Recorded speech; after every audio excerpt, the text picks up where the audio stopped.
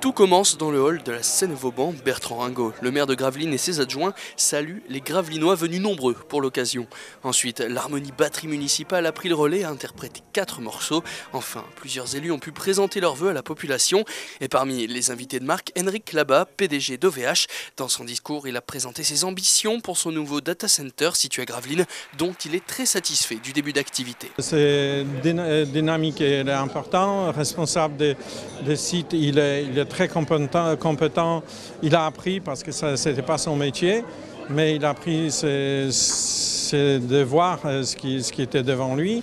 Il a appris métier de gestion de data center, des côtés techniques et des côtés la gestion. Et ça se développe super bien. L'équipe elle est très courageux, très motivé et ça avance très très bien. Puis c'est Paul Valette, premier adjoint, et Bertrand Ringot qui ont pris la parole.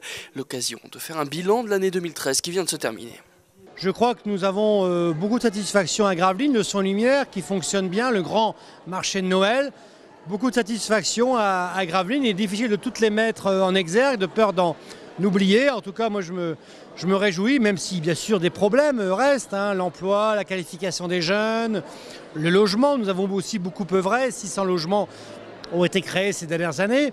Donc nous avons beaucoup de satisfaction, mais aussi des points sur lesquels nous devons encore travailler, comme le commerce de proximité aussi, le tourisme aussi, des satisfactions. Nous avons accueilli le championnat de France d'aviron sur le site de Gravelines. Nous aurons en 2014 les championnats du monde d'aviron, de canoë-kayak et de triathlon.